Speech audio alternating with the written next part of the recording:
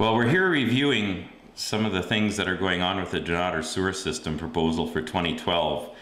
I'd like to start by taking time to go over this age-friendly Dunnottar community consultation summary that is one of the Dunnottar councillors happens to be the secretary-treasurer of this committee. The Dunnottar July 23rd, 2011 report on page 2 states, they're assessing the priority, assess the needs for affordable seniors housing in Dunnottar. Potential actions, once the need is determined, increase the housing choices for residents who do not want to move from a community and leave supportive family. That's all fine and well. They're giving examples of what they want. They want condos, apartments, or residence for seniors. In October 2011, the Dunnottar Ratepayers Association crafted a survey asking people if they are for or against sewers. 160 surveys were circulated to Dunnottar residents. We got 130 responses. There were 77% of the responses against sewers. That comes out to 124 respondents. Only 2 respondents were for sewers. That comes out to 1.25%. There were 4 undecided, that comes out to 2.50%.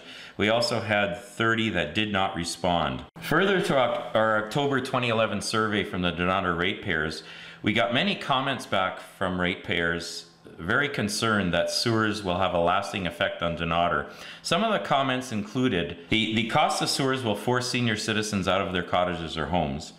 Sewers will have an increased likelihood of development in Dunnottar, where we are now a seasonal recreation community and many would like to keep it that way. Also, and perhaps most important, is that sewers are going to have a stressful effect on Lake Winnipeg through more effluent dumping from our lagoons. Next, we are going to jump to the notices that Dunnottar was giving out at the April 14th public hearing at the Matlock Rec Center. When I picked this up on at the Matlock Rec Center open house, that was on April 14th of 2012. Take a look at the bottom. It says public hearing, Matlock Rec Center, Saturday, June 2nd, 2 p.m. to 7 p.m. Okay? The public hearing to propose the first reading of the local improvement borrowing bylaw, that is the sewer funding. Okay? All objections of the proposal will be received at this meeting. Well, I just like to tell people, if you're going to show up from 2 to 7 p.m., you won't be able to have any objections because the meeting will be over. Again, the correct time is Saturday, June 2nd, 2012, 10:30 a.m. How the council could dare hand this out at that hearing or at that open house is beyond me without checking their facts. We'll go to the next set of things. Basically, what's happened here is because Dunnottar Council handed out the wrong information, we now have the press in the one of the local papers in a article saying that June 2nd, all objections will be received at this meeting, which runs 2 to 7 p.m. That is incorrect. The meeting starts at 10:30 a.m. on Saturday, June 2nd.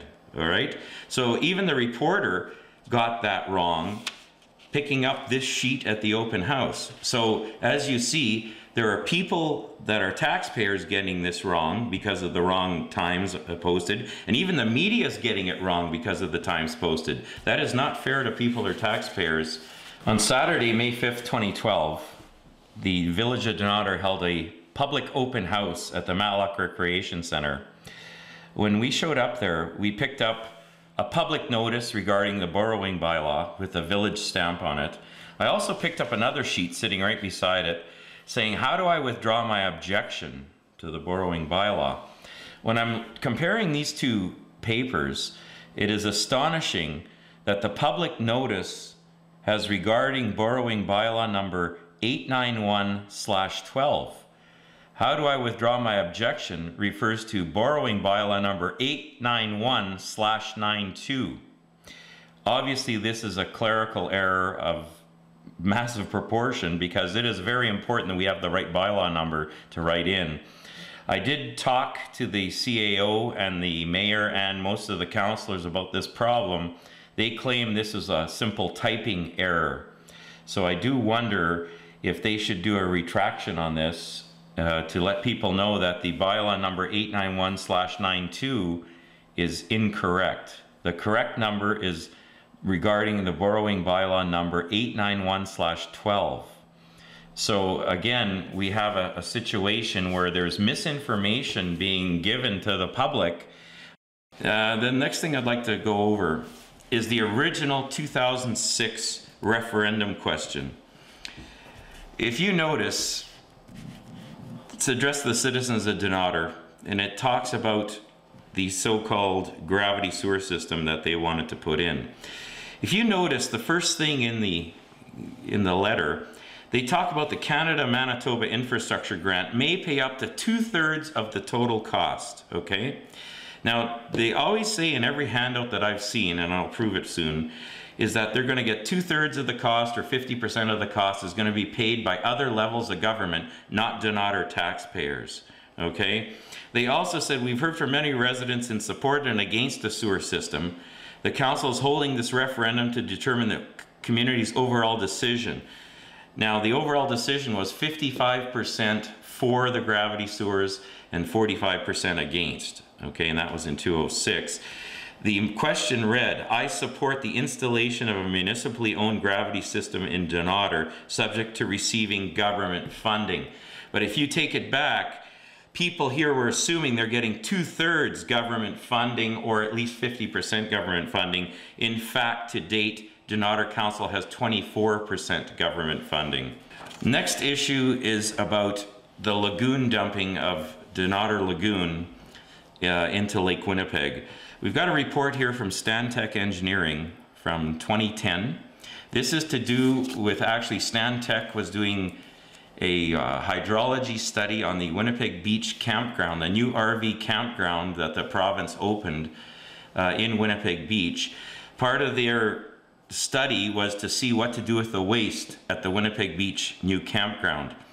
They found that the Winnipeg Beach lagoon is so full and leaking so much that this waste from the new campground cannot be put into Winnipeg Beach Lagoon.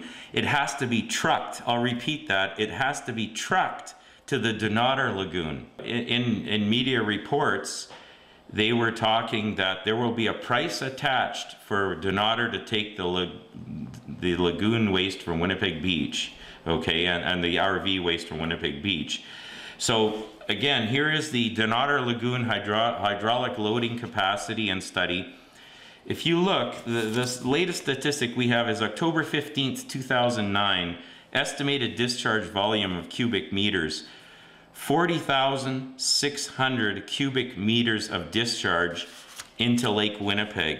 If you compare that to September 15th, 2003, 15,400 cubic meters of discharge.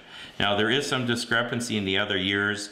There's wet cycles, there's other issues with this, but you can see there's definitely a trend up to the amount of dumping going into Lake Winnipeg.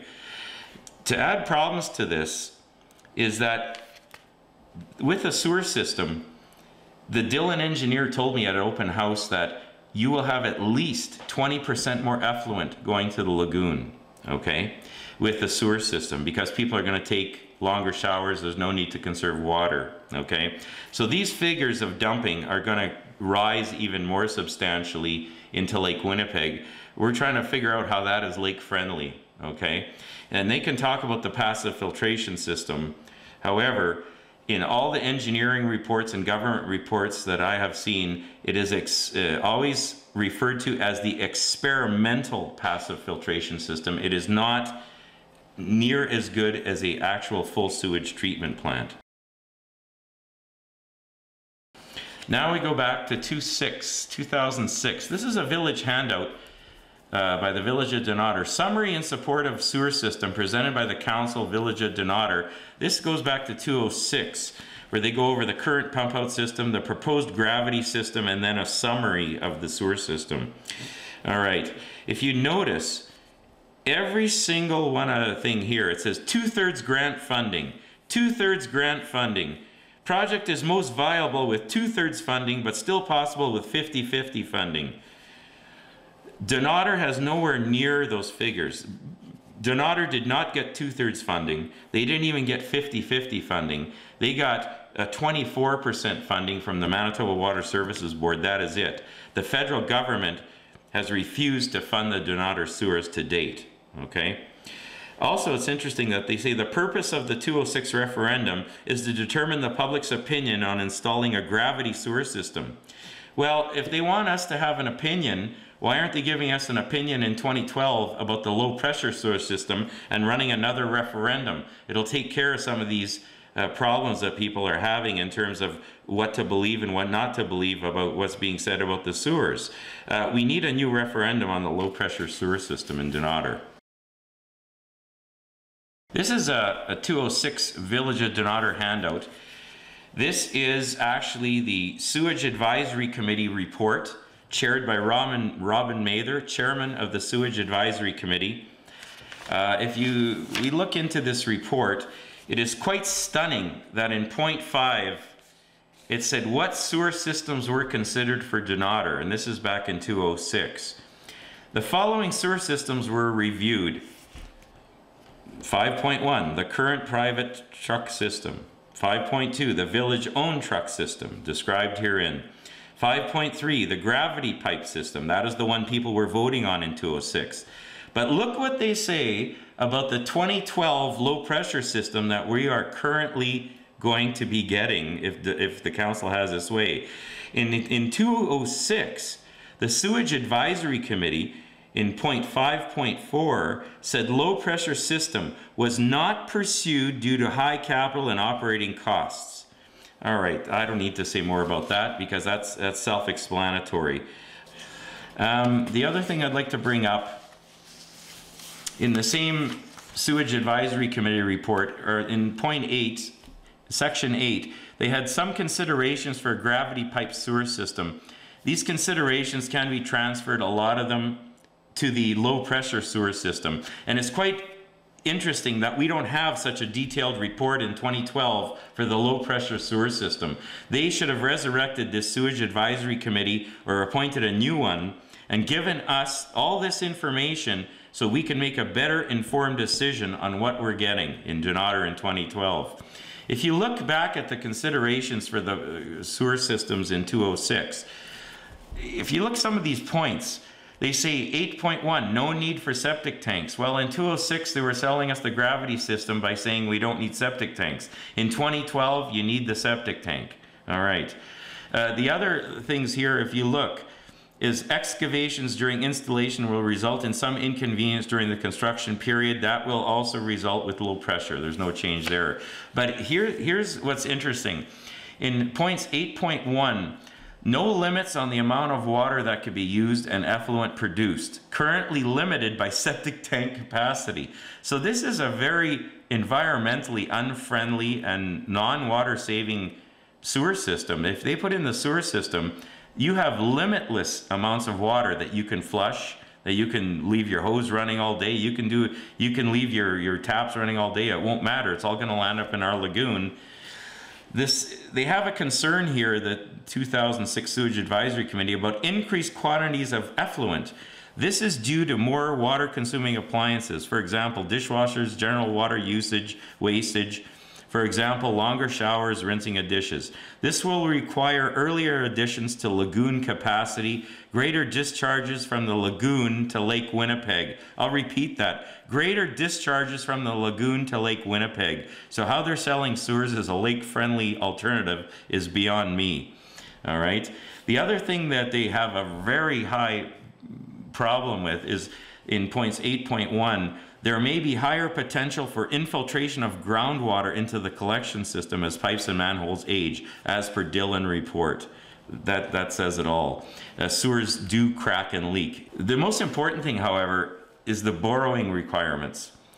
In order to put in a sewer system in Dunnottar, we're going to have to borrow money, okay?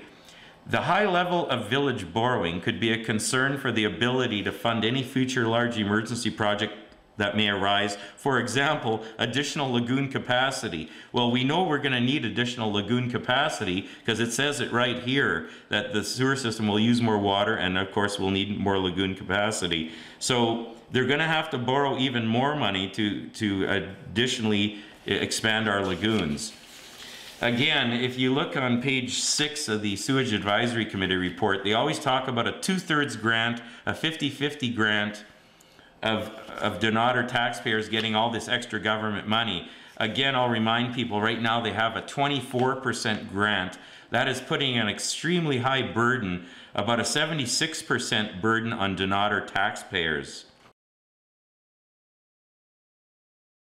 One study per Dillon report predicts the number of permanent residents to continue to increase 2.2% a year, which would equate to a doubling of permanent year-round residents in the end of 20 years. Well, the newest Statistics Canada report are not even close to those figures. So obviously Dillon Engineering is way out on their figures, as I'll go into in a bit later. I actually have the actual figures. It says back in 2006, some summer weekend cottagers have expressed concern that a pipe sewer system may impact on their future in the community. I hope the council is listening to that, because there are many of us who do think it will affect our future in the community by the high costs and tax burden that the sewer system will be putting into Dunnottar. The next thing I have here is a 2006 Village handout. Is the Village of Dunnottar proposal for sewer collection systems. This was given out to taxpayers in 2006. What it does is goes over all the different types of sewer systems, the types of waste collection systems that they are looking at in Dunnottar, including vacuum wastewater system. But interestingly enough, they have the gravity collection system listed, as well as the low pressure sewer system listed. And if you do a comparison of these two systems, it's quite startling what happens with the costs. With the gravity collection system, we had an initial cost of $10.2 million. A life cycle cost, that is a 20-year additional cost, of $1.8 million. For a total cost, in this is 206, of $12 million roughly, okay? We go to the 206 low pressure option 3. The initial cost, much the same as the gravity cost, but look at the 20-year life cycle cost. It is like 5 times more than the gravity collection system. So the actual life cycle cost of a low pressure sewer is about 5 times higher than the actual 206 proposed gravity collection system. The total cost they have listed in 206 for a low pressure sewer system in Dunnottar is $16,554,000. It is not $10.2 million, it is not $10.3 million, it is $16,554,000. That is the total cost that taxpayers will have to make up at some point. The initial cost of $10.8 million, that is the cost that they're always telling us that we have to pay up front. However, this 206 initial cost is actually less than the 2012 initial cost for low pressure sewers. How is that possible? I'll tell you how it's possible. If you look at the low pressure sewer options that they gave us in 206, the estimates include the replacement of every sewage tank complete with the new sewage pumps. In 2012, they have taken out this. It is your responsibility as the cottage or homeowner to replace your sewage tank and put in a new sewage pump. So this is how they're saving money with the new 2012 low cost, low pressure sewer system. They're actually taking out important items that you were getting back in 206. So they're putting the actual cost and tax burden back onto the Dunnottar ratepayers and taxpayers. The other interesting thing is about the lift stations and the power costs for 3 lift stations. Now, as far as we can see in 2012, they don't list any of these kind of costs. So the lift station pump replacement once every 10 years, complete sewer flush every 10 years, allowance for sewer break repairs. I'm going to repeat that, an allowance for sewer break repairs.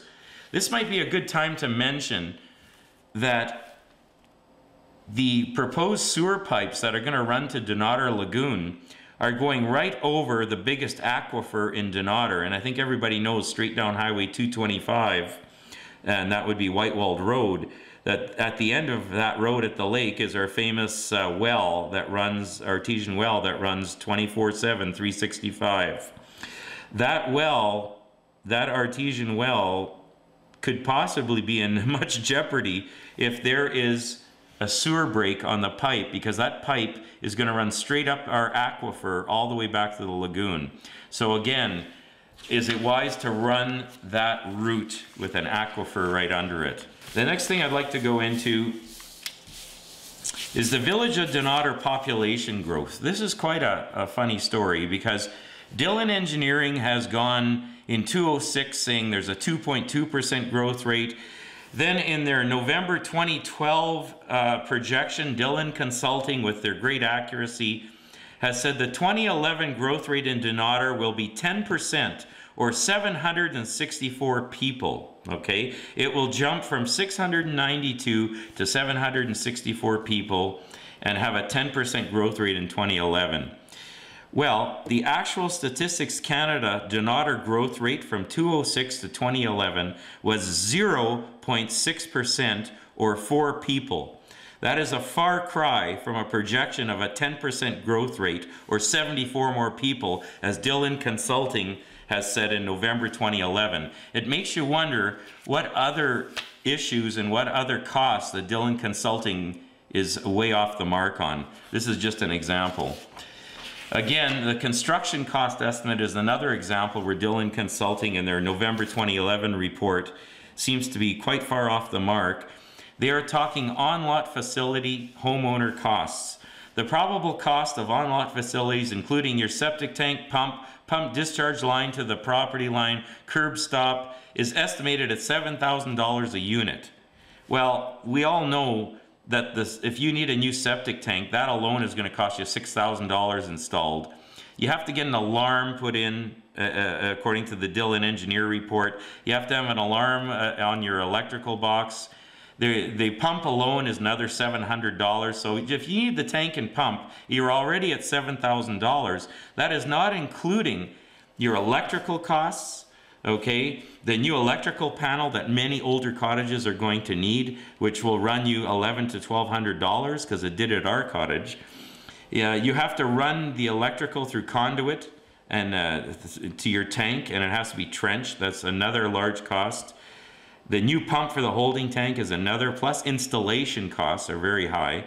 The trenching and pipe to the sewer connection, that is not mentioned in the $7,000. And also the required alarm for your pump and the additional wiring is going to be another $400 or $500 at least.